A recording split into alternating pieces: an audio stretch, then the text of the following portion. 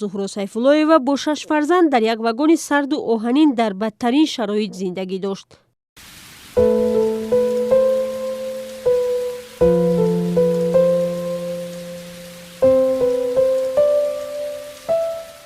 баъди нопадид шудани шавҳар ва сарсониву саргардониҳои зиёд ин модар ба хотири наҷоти кӯдаконаш аз сардиву оварагӣ мехост онҳоро ба ятимхона супорад.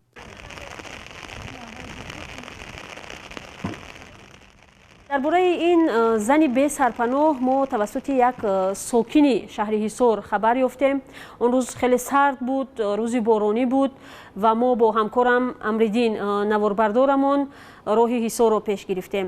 онҳо воқеан дар як шароити сахт зиндагӣ мекарданд. ман вақте дохили он вагон шудам ва пояфзоламро кашидам, эҳсос кардам ки зери поям нам аст, тар аст, сард аст ва тасаввур кардам ки чӣ тавр ин кӯдакон дар он шароит моҳу ҳафтаҳо зиндагӣ кардаанд.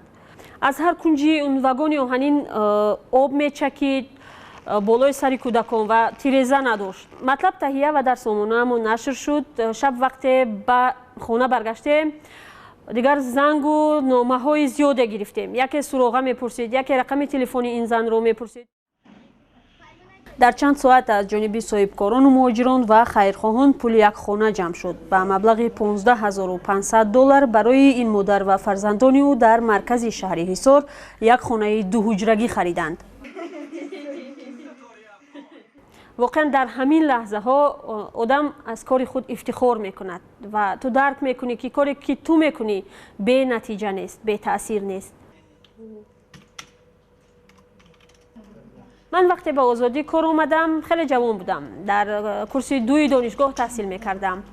корамро воқеан дӯст медорам. кори мо ҷолиб аст, ҳарчанд мушкилоти зиёд ҳам дорад. аммо вақте матлаб таҳия мешавад ва ба ҳадаф мерасад, ин ҳама мушкилот дигар дар як лаҳза фаромӯш мешавад.